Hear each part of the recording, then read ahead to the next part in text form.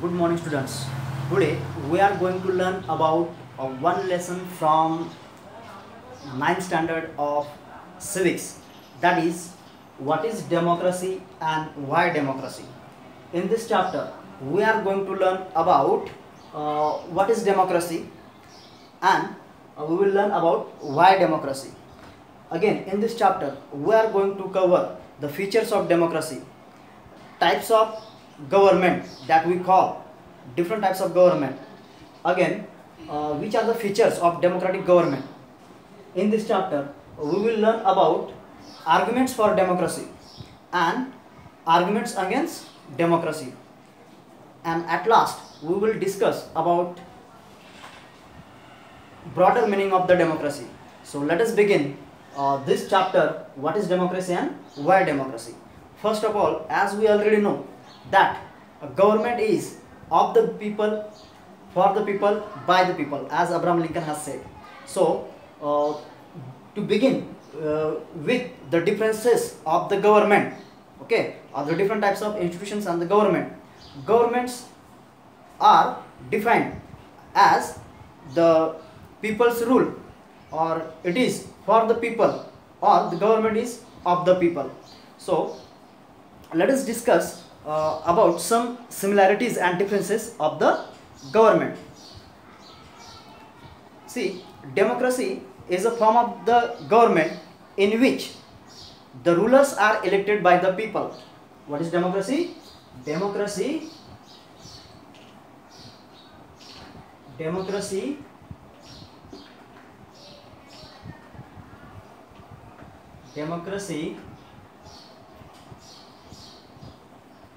is the form of government. Democracy is the form of which is elected by the people. Which is elected by the people. Okay, so this is the first form or first definition of democracy. I repeat, democracy is the form of government. It is the form of government in which rulers. Democracy is the form of government which is elected by the government, or people, which is elected by the people. Which is elected by the people. So this is usual start in this point. Okay, so this definition allows us to separate democracy with other forms of government. For example, as we know, in Myanmar, the rulers are the army officials. Okay, or army officials are elected. Again, if you see the example of we can say another country, that is of Saudi Arabia. Okay, their ruler is king. So are they elected by the people? No, they are not elected by the people. So they are governing directly. Okay, so such countries where the rulers are from military, or are not elected by the people, and they are directly military rulers, and some dictators. Okay, so such type of government cannot be called a democratic government because they are not elected by the people. Okay, so again, simple definition, this simple definition, if you take the broader meaning of democracy, that is, democracy is the form of government which is elected by the people. So this is not the simple one as it appears. Okay, so here again it reminds us the democracy is people's rule, but if we use this definition in an unthinking manner, we will end up calling it as a democracy that everyone in every country is there. Okay, this is somewhat misleading. Again, as we noted down, even if it is called so, that is why we in order to understand this broader meaning of definition, we need to understand some features again to differentiate between these types of government that I mentioned. For example, army rulers, for example, king, king of Nepal, of Saudi Arabia. Okay, in this way. So let us learn some features of democracy. Okay, as we started with some simple definition, the democracy is a form of government in which the rulers are elected by the people. Okay, so let us examine some features of democracy.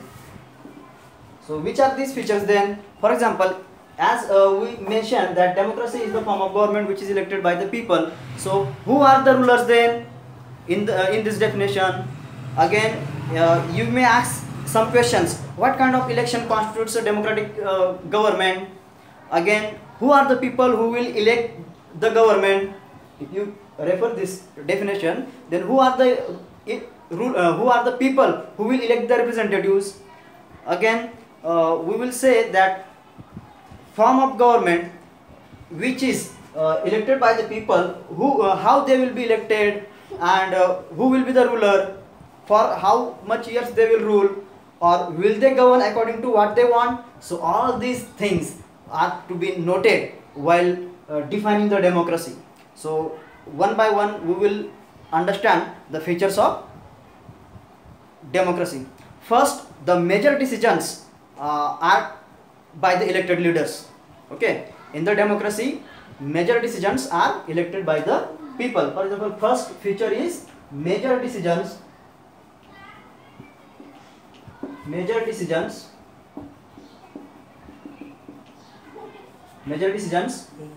are taken by people. Major decisions are taken by the people. For example, if we elect our representatives as according to the feature of this democracy, so decisions are taken by the elected leaders. For example, in Pakistan, General Pervez Musharraf led a military coup in the year 1999.